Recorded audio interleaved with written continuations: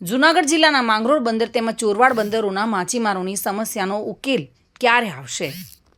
માંગરોળ બંદરમાં 2200 જેટલી મોટી બોટો આવેલી છે અને 700 જેટલી નાની હોડીઓ છે, જ્યારે ચોરવાડ ખાતે પણ ઘણી બધી બોટો આવેલી છે, પરંતુ માછીમારોની સમસ્યા ઓછી થવાનું નામ નથી લેતું। એક તરફ સરકાર માછીમારોને કરોડો રૂપિયાના પેકેજની ફાળવણી કરવા માટે મોટી મોટી વાતો કરી રહી છે, પરંતુ માછીમારોને કોઈ સહાય મેળવવા માટે ધરમના ધક્કા ખાવાનો વારો આવે છે। જ્યારે માછીમારોને મળતા ડીઝલ કેરોસીનમાં સબસિડીની મોડી ચૂકવણી કરાતી હોવાના આક્ષેપો પણ સામે આવ્યા છે। માછીમારોને લાયસન્સ પૂરા થયા પછી તેને રિન્યૂ કરવામાં પણ ભારે મુશ્કેલીનો સામનો કરવો પડતો હોય છે। જ્યારે દરિયામાં બોટ ડૂબી જાય છે, ઘણીવાર માછીમારોનું અકાળે મૃત્યુ થાય છે, ત્યારે પણ વીમા નહીં મળતા હોવાનું માછીમારોએ જણાવ્યું હતું।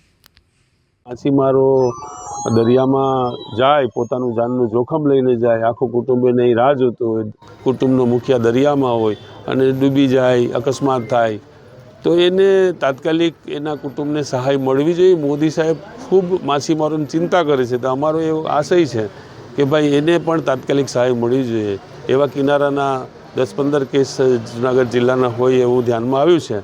એની એક વાત કરી કે આ તાત્કાલિક કેવી રીતે થઈ શકે, એ ભારત સરકારનું જે બોર્ડ છે, નેશનલ ફિશરીઝ ડેવલપમેન્ટ બોર્ડ, એમાં સત્વરે રજૂઆત થાય તો ત્યાંથી પણ સહાય વહેલી વીમાની જે ભારત સરકારે માછીમારો માટે ચિંતા કરીને વીમો ઉતરાવ્યો છે એ વહેલી તકે મળે, આટલી રજૂઆતો હતી। રજૂઆત તો એ છે કે અમારા કોઈ કાર્ય જે અમે અહીં લઈને વારંવાર કાયમી માટે 2 દિવસના ધક્કા થાય, મારે કોઈ કામ નથી થતું અને કામ થાય તોય પણ 5 મહિના 4 મહિના 3 મહિના 2 મહિના અને મેં છેલ્લા લગભગ 1 મહિનાથી કેરોસીન કાર્ડ ને પેટ્રોલના રિન્યૂ માટે મૂક્યા જ, એ છેલ્લામાં છેલ્લો 1 મહિનો થઈ ગયો। અત્યારે હોડીઓ બધી ફિશિંગમાં છે, બધાએ ગાડી બજાર લઈને ચલાવ્યું। હવે એના ઘરમાં પૈસા કેમ છે તો એને જ ખબર છે, માછીને જ, કે એની હાલત શું છે।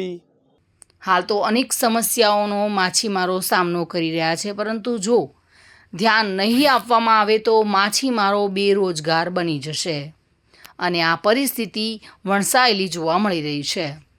હાલ તો માછીમારોની માંગ છે કે તેમના સમસ્યાનો હલ આવે। Bureau report, today Gujarati news.